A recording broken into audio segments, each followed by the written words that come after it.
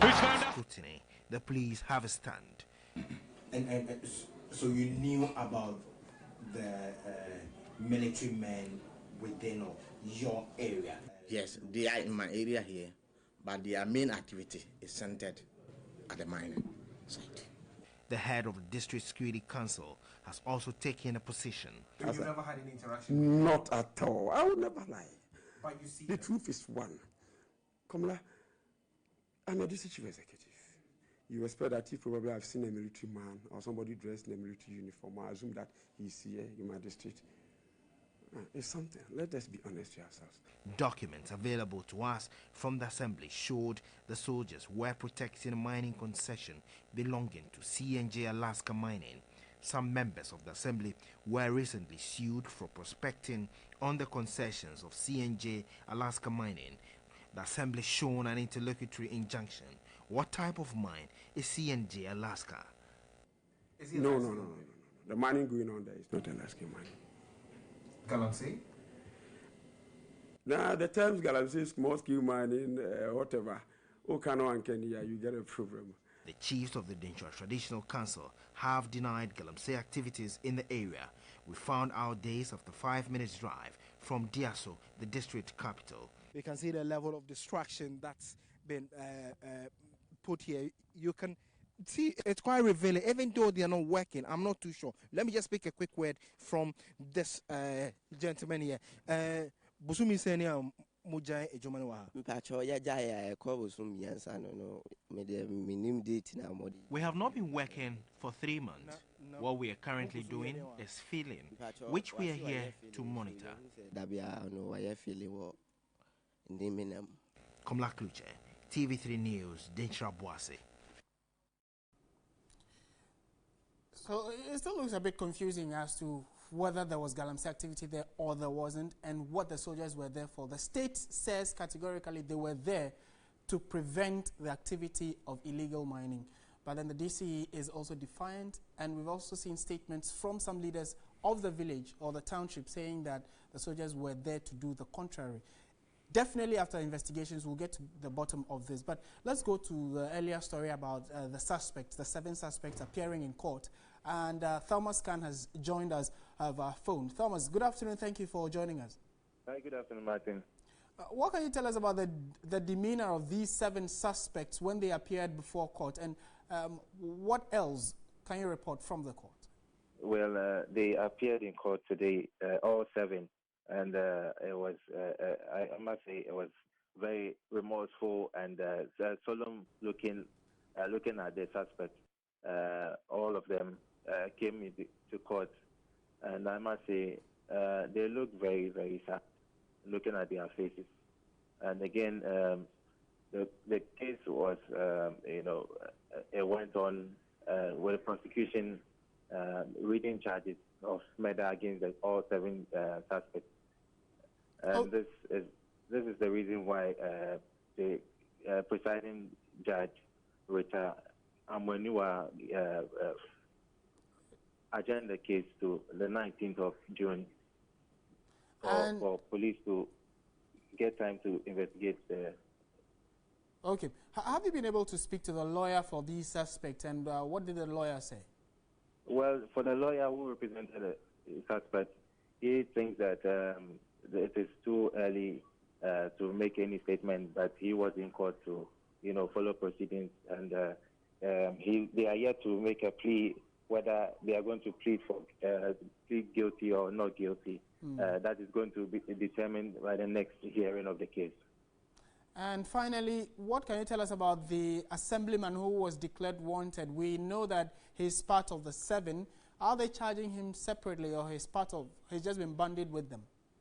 All 7 have been burdened with the same charges so far. So he was also in court. He was apprehended later when the first 5 were apprehended.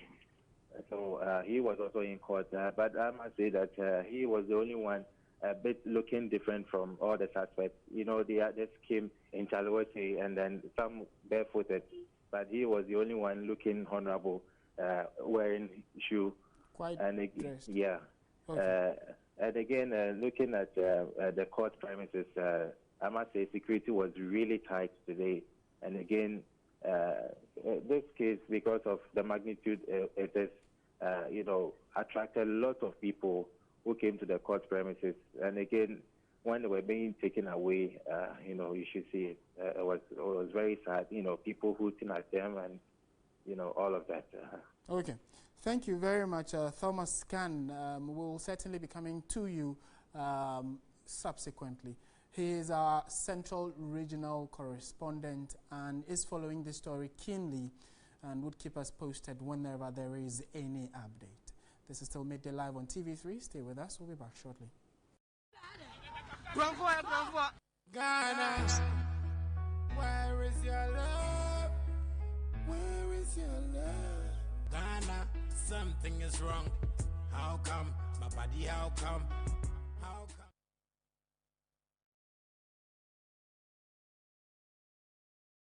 Thank you very much for staying with TV3. This is still Midday Live, and we are shifting our focus to some other stories now, also quite disturbing. The acting paramount chief of Yellow Krobo, Nene Odoko Tume, has called on the residents of Somanya to allow the security to deal with the disturbances that led to the burning down of the police station on Monday.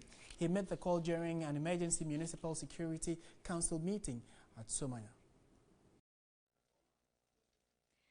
The Wednesday Municipal Security Council meeting was at the instance of the Yellow Krobo Traditional Authority.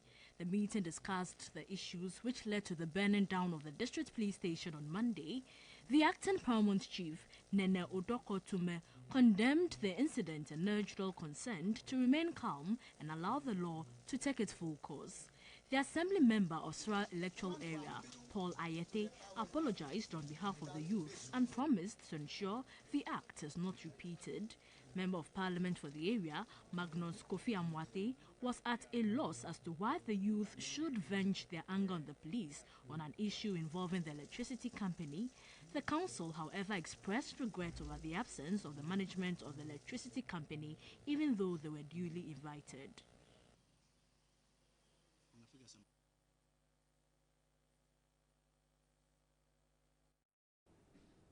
In other news this afternoon, the head of Department for Public Administration and Health Services Management of the University of Ghana Business School, Dr. Justice Baole, has appealed to government as a matter of urgency to reconstitute the councils for the various public universities.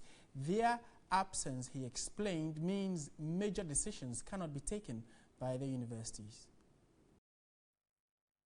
For nearly 5 months, some of the public universities have no councils. The council plays a major role in determining an institution's direction while its administration oversees the quality of the educational services it delivers, ensures administrative leadership, and manages the resources made available. Head of Department for Public Administration and Health Services Management of the University of Ghana Business School, Dr. Justice Baole, is of the view the situation has possible cost implications. If you get a naughty head of institution, they will go ahead and have a field day, and we all know what the implications of that could be. Decisions reversed by the council if it's constituted, and if it involves cost, then the state would have to bear the cost. In some cases, by the time that the council will look at it, some officers would have taken place. No vice-chancellor would want to risk taking a decision that is meant for the governing council. They decide on capital expenditure, planning and control, investments as well as promotions. Dr. Baole stated the lack of councils is negatively affecting the running of the public universities. The technical universities that just got converted, the polytechnics that just got converted to technical universities, many of them are new institutions. They are taking new decisions. They have to be expanding. They have to get accreditation and things for programs and stuff like that. Many of these would terminate at the management level, but many also would go up to the council levels. And these decisions cannot wait. He appealed to government to immediately take steps to reconstitute the councils for the public universities. I think what is possible to do is to have the ministers of the various sectors take leadership in this. Minister of a particular sector, in consultation with the key actors in that sector, will make recommendations to the chief of staff. and the chief of staff will table this for the president's review. And then if he has no objection, he goes on and says, no, appoint. And then they get appointed. All right, so the story is clear that 5 months into office, the government is yet to constitute new councils for the various tertiary institutions to replace the old ones. This, according to information we've gathered, is affecting the smooth running of these institutions, as they will have to rely on the councils for approvals of critical needs, including the award of degrees and certificates, not to talk of procurement of badly needed items. So joining us via Skype is Dr. Prince Amah. He is the Executive Director of the Institute of Education Studies, to put the issue into proper perspective for us.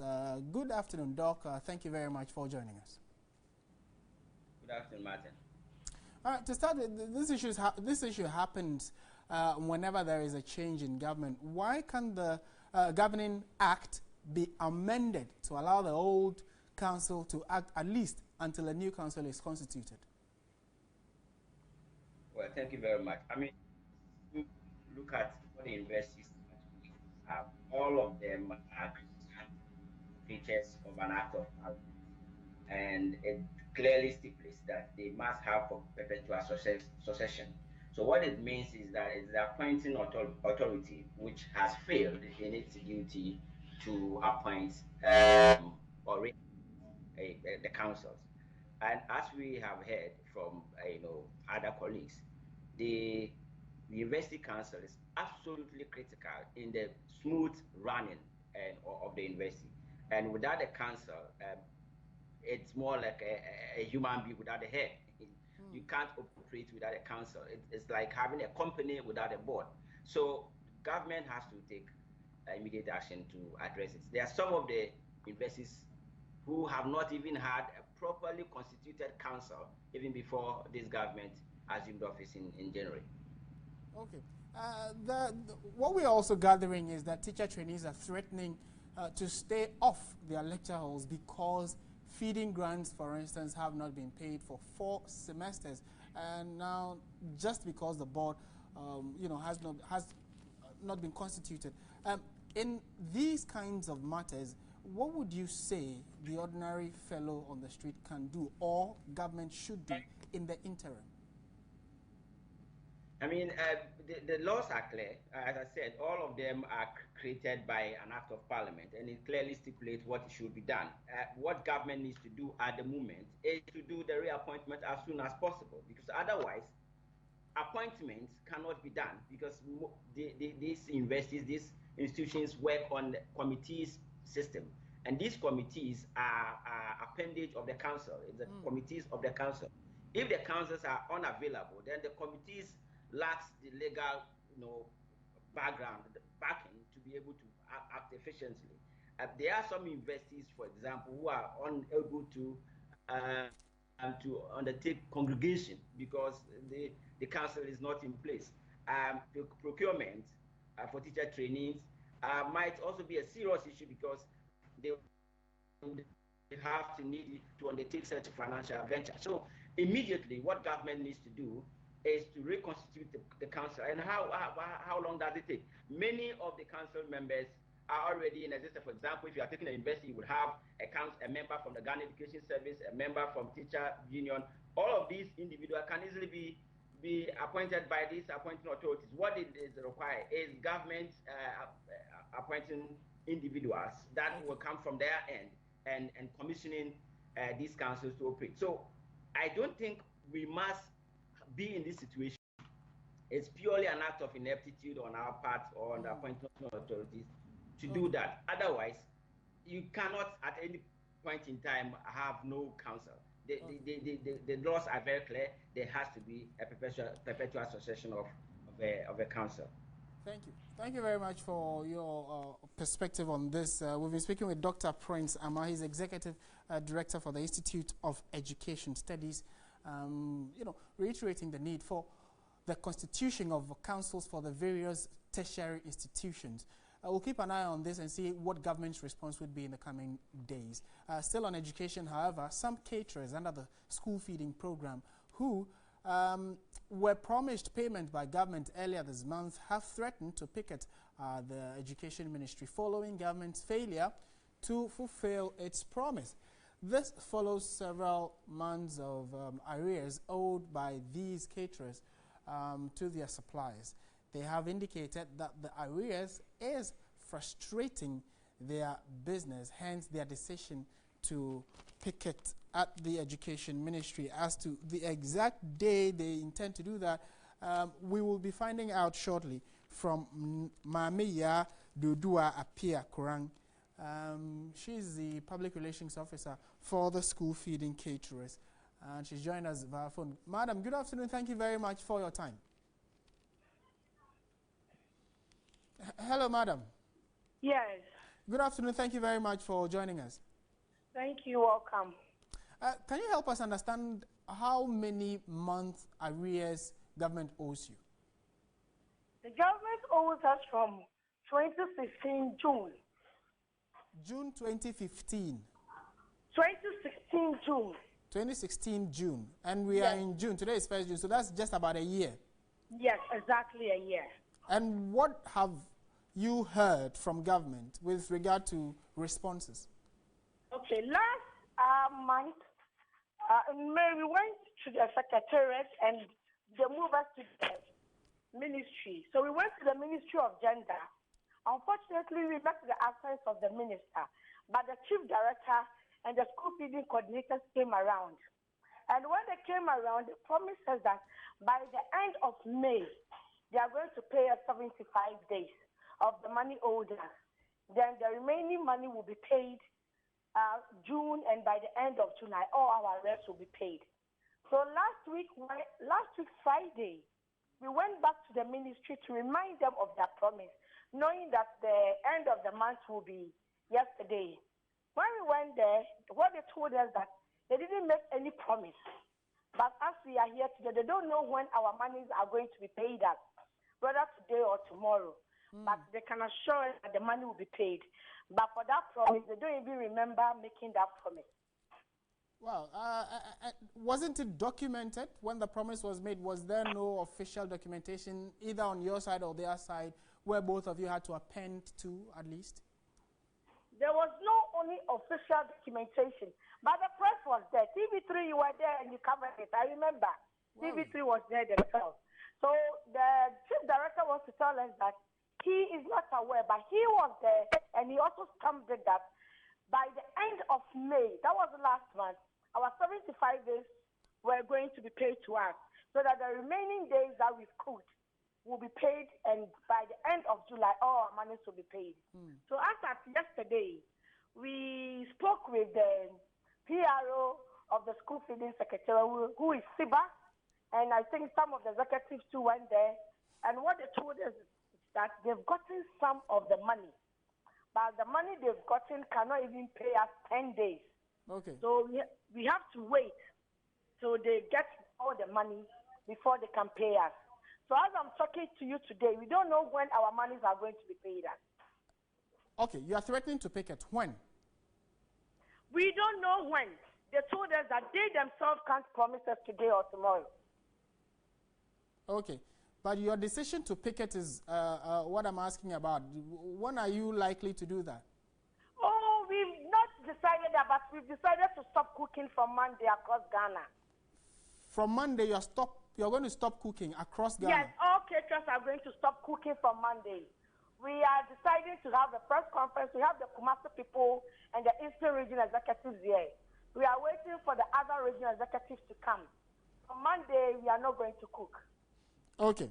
Thank you very much for making time to speak with us. Mamiya Dudua Pia Kurang, Public Relations Officer for the School Feeding Caterers Association of Ghana. TV3 will certainly keep you posted on the latest development with regard to that. Stay with us. We'll be back with business on Midday Live.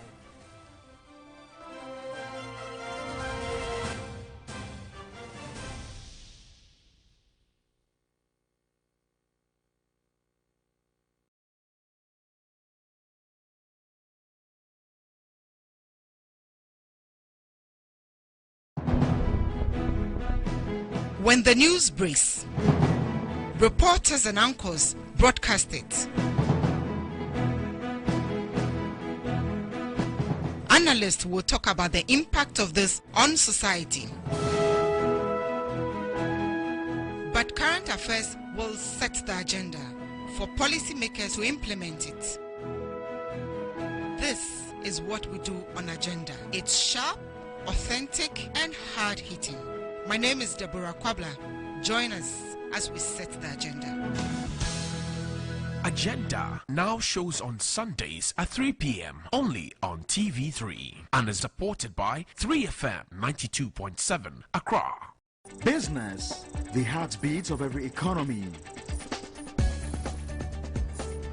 The booze and the chairs of the stock market shows who's making profit and who's crumbling under the harsh business environment.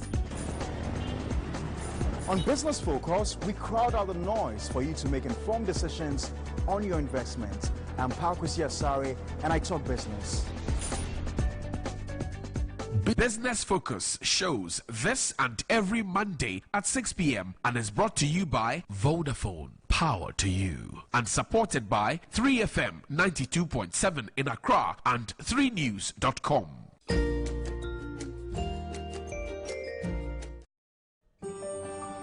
There are lots of amazing stories out there. What we do on News 360 is to bring to you the most compelling news by teasing out the right pieces that bring the stories to life. My job is to present to you the news in the most gripping manner and asking the critical questions that bring out the needed detail out of the stories. My name is Alfred Okanse. Join me on News 360 Monday through to Friday, 7 p.m. on air and online only on TV3.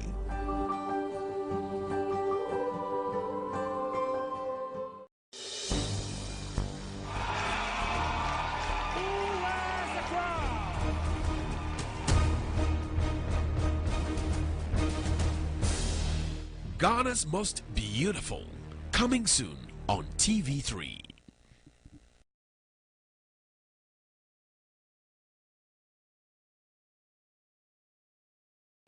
Is brought to you by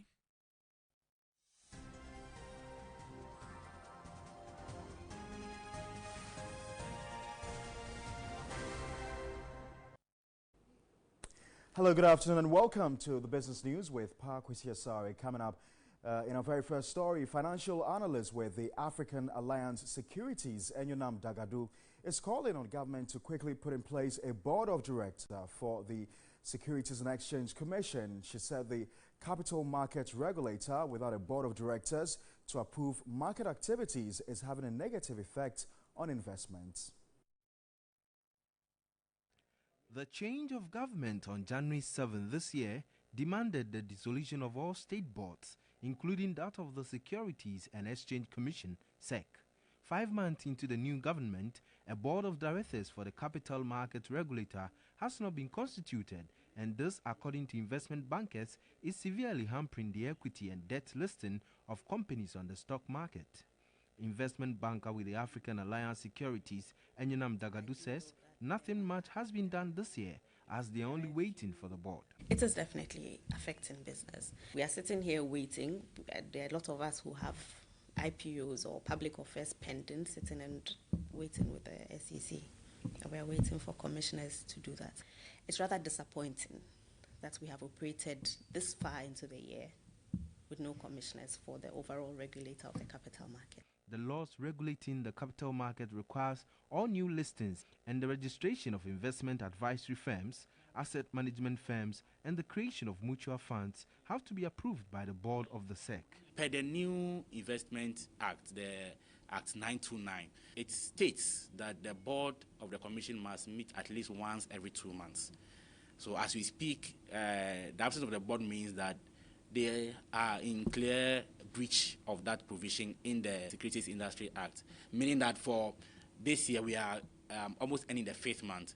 So if for nothing at all, they should have met a minimum twice already. But this has not happened. TV3 Business contacted the Deputy Minister, Abena Osei Asare, who declined to speak on camera, said plans are far advanced to constitute the board. The board, when formed, shall consist of a chairperson, the Director General, 2 Deputy Director Generals, 1 representative each from the Bank of Ghana, Ministry of Finance, Registrar General, a lawyer, a chartered accountant, and an academic researcher and a woman. Right, so the absence of a board, just like that of the Council for Tertiary Institutions, as just brought to you, is also affecting the Securities and Exchange Commission. But in the case of SEC, the impact goes far and wide because of investments on the capital market. Joining me in the studio is Mr. Joe Jackson. He's an investment analyst. Thank you very much, Mr. Jackson, for your time. Does it sound right to you that, you know, we've got to change boards with the coming in of new governments? You know, it doesn't sound right. I mean, if it's a board performing a political function or a function that has political implications, I can deal with that. But this is the board of SEC. What is SEC doing? Raising capital for the private sector in this country, right? And so, first of all, it's even difficult to understand why the board should change with every change in government. Every change in government, because the board, really, the board's function is not political. The board is there to support the private sector, raise money for the private sector. They've done a lot of good work, lowering the bar for the alternative exchange, the Ghana Alternative, GACS, etc., to get smaller sized businesses on there to bring capital. They've done a really decent job.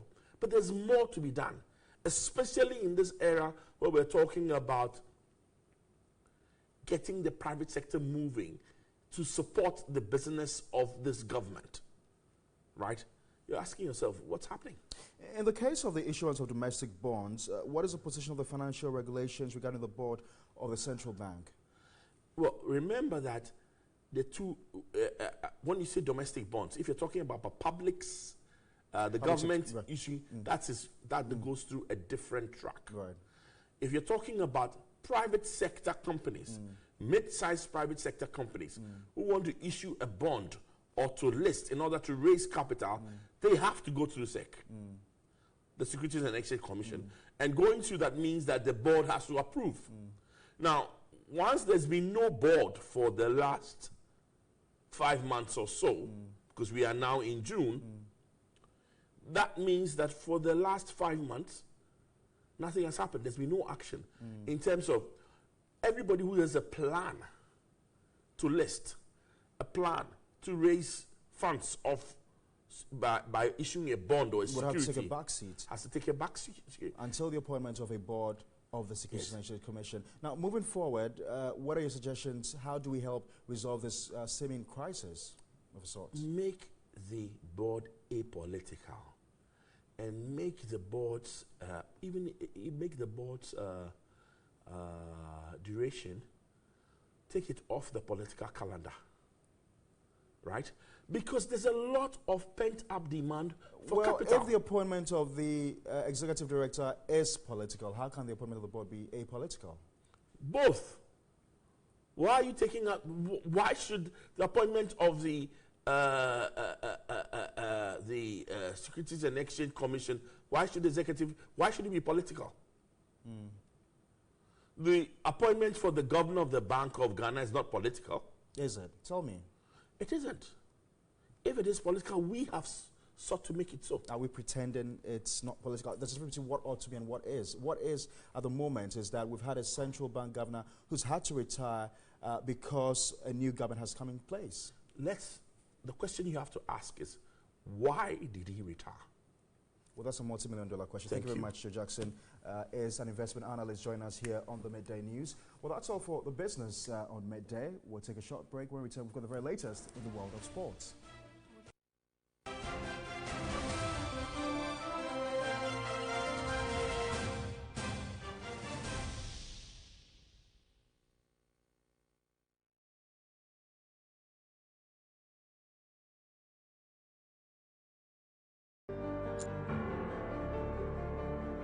Everything you need to know. Captivating. reliable, credible, and breaking news. All at your fingertips. Who's found Asamoah Gyan? Super finish! Being on top of the news has never been easy. Visit us at www.3news.com for all your reliable news. 3 News, news at your fingertips.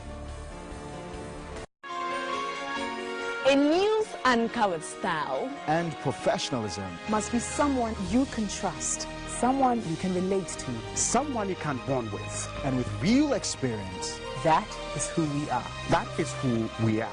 That's who we are. That's who we are.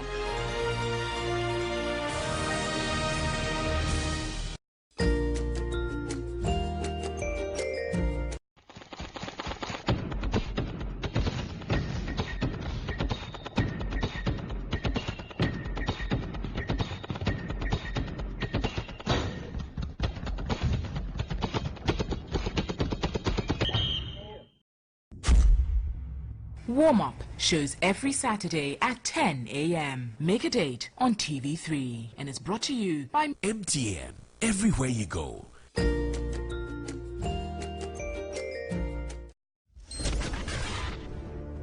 journey has begun.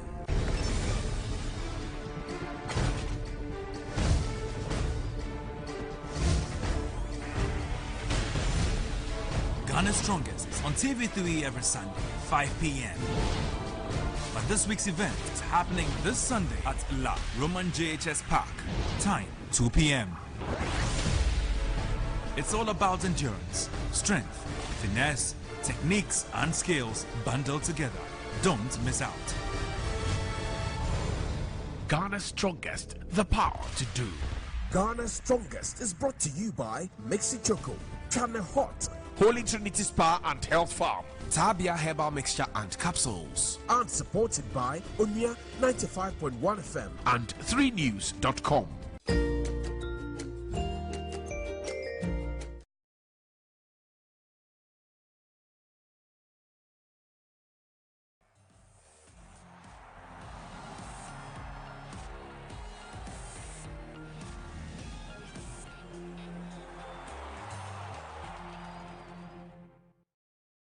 Good afternoon. Welcome back to Midday Live here on TV3. My name is Anako Jafre with the sports updates. Let's get into the details. Now, ahead of a busy month in senior international football with FIFA World Cup qualifying and FIFA Confederations Cup set to take center stage in June, there has been a small amount of notable movement in the latest FIFA Coca-Cola World Ranking.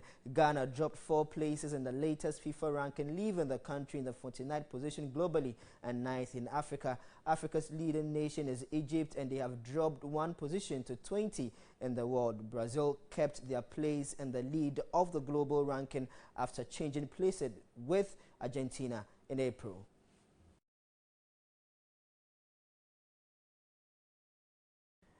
And the Black Stars began their build-up to the 2019 Nations Cup against Ethiopia. Coach Kwesi Appiah took 17 players through the session, including all 7 home-based players named in the Ghana side. And Eke Amankwa was there and has come through with this report. Black Stars duty calls, and for many of the players lucky to get vital invitation from Kwesi Appiah, the month of June represents a vital month. There are 3 Ghana games, including the Nations Cup qualifier against Ethiopia in Kumasi. And on Wednesday evening at the Accra Sports Stadium, 17 of them gathered for the first in what will be many training sessions together. There were the old familiar faces like the Ayew brothers, Andre and Jordan, as well as Leicester City's Daniel Amate and Efri Aqua of Torino. There were familiar faces in the technical team too, with ex-captain Stephen Appiah and former goalkeeper Richard Kinson, who played with some members of the present team in the coaching staff now, to the delights of Deputy Captain Andre Ayew. In Black Stars for now 10 years, and I've met different coaches, and I've worked with him before. So we know him, we know what he's up to. You know that he has gotten back into the team with even more experience. So hopefully we will get results. And today the first day of training was good. and let's say we're happy to be back to see Steven in the squad, to see Olele part of the team. So I think it's players who have done the great days of the national team and know what they are about. For others, though, the session was a new experience. Apia has named 7 home-based players in the side, including Liberty Professionals captain Samuel Safo. Feels good, being among the stars of our time. It's a morale booster for us, and also to enhance our performance. If we are to put in a lot of effort, we can see majority of the other local players also here. The team will continue their build-up in Accra till Saturday, take a break, then gather again in Kumasi for the home stretch ahead of that qualifier against Ethiopia. Meanwhile, Stars Deputy Captain Andrea Ayew is confident the Black Stars can qualify for the AFCON in 2019. The Black Stars are pegged in the same group with Sierra Leone, Kenya and Ethiopia. And Andre says the team wants to begin the campaign in Kumasi in the best possible fashion. No, well, the goal is to already be in Cameroon. I think we cannot sit here and say we want to win the African Cup if you are not yet qualified. So we need to do our job, qualify. It's going to be very tough, very difficult. And Ghana is a team who has to win trophies. So we know that now to then is a very long time, so we don't want to predict anything, but that's the goal. We are working towards going to Cameroon and doing something great. But before we can do something great, we have to pass Kenya, Sierra Leone, Ethiopia. There are a lot of games. Bring you a quick interview that has to do with a body of a man within the ages of 40 years which was found around a village near Dencheboase where Captain Mahama was lynched. And that is news just coming in. We've been joined on the phone line by ASP Asiedu-Dartey. He is the Diaso District Police Commander, and I would want to ask him what else he can tell us about this body. Good afternoon, sir. Thank you very much for your time. Good afternoon. You're welcome. We are told that you found a body of a man with deep cuts around his neck. What other information can you tell us? Do we know who he is? Hello, sir. Yes. Yes, we are told you found a man with deep cuts around his neck, a dead body. Yes. Do we know who he is? You want to know if we now know his name? His identity, yes. Yes. We found on his ID card on him with the name Francis Bio. Francis what? Bio. Francis Bio. Bio. B-I-O-H. Okay. Francis Bio. And did it show whether he was a student or a worker and where? The ID card, what company's name was on it? It's a Electoral Commission ID card. An Electoral Commission ID card? Voters ID card. His voter's ID card, okay. Yeah, voter's ID card, yeah. Do we know how long he's been there where you found him? According to the complainant, he heard of the cops around 6:15 this morning. And around 7 o'clock, he came to the police to make the report. So the body has been retrieved, but you do not know whether he's been dead for 2 days, a week, a month? No, he might have died early this morning. And with the evidence you have seen, with the cuts, it is likely to have been an attack on him? For now, I cannot tell as to whether he killed himself or somebody killed him. We have to do some investigation and then find out. But sure, like I told you, there's a deep cut on the upper left neck. Around his neck? Okay. The left upper side of the neck. The upper There's side a of deep the cut neck? there. Okay. The neck, his neck. All right. Thank you. We would certainly come back to you. Unfortunately, we've run out of time on this, but thank you for that information. We've been speaking with ASP Asiedu-Dartey. He is the Diaso District Police Commander. Diaso is a town near where Captain Maxwell was lynched. We are told a 40-year-old body was found there with deep cuts around the upper part of his neck. We'll keep an eye on it for you. Time now, though, for entertainment. Entertainment news is brought to you by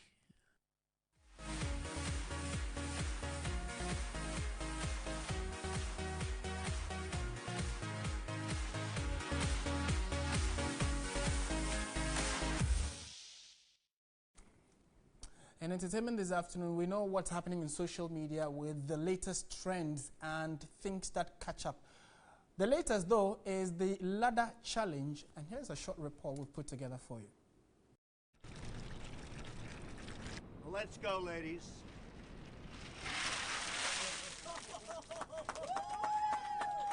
Trends come and go.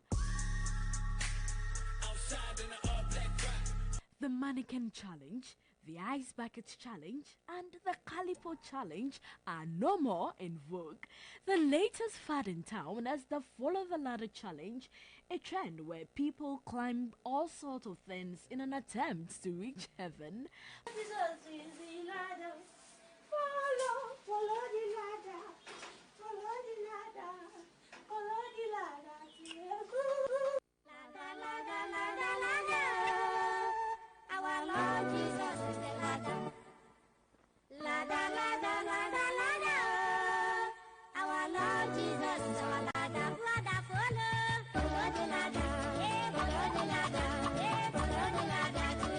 Any of those videos I see, I just laugh because they are always coming out with different concepts, different people, different concepts, but the same song and same stuff.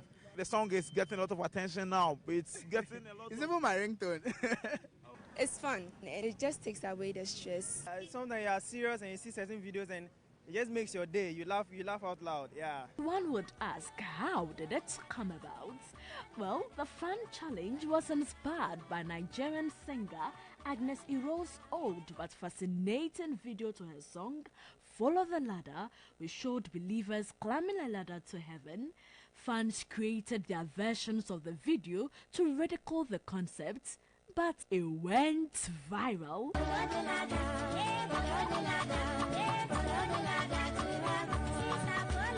Many hilarious videos, most of which evoke creativity, have since surfaced. Those who are afraid of heights are not left out in the trend. Some celebrities have already joined the fun.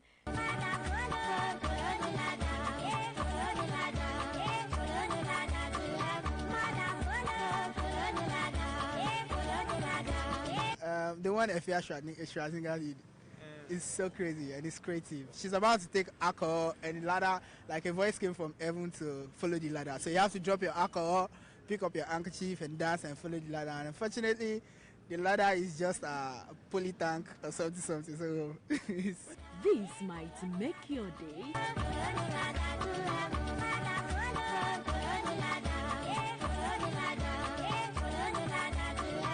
Ladders are in high demand now. Finding one is becoming increasingly difficult. Some way, somehow, they all seem to have disappeared to heaven. Our Lord Jesus is the ladder. Ladder, ladder, ladder, ladder. Our Lord Jesus is our ladder. Ladder, follow the ladder. Follow the ladder. Follow the ladder to heaven. Sister, follow the ladder. I'll be disappearing very soon to heaven. Join me as I follow the ladder to heaven.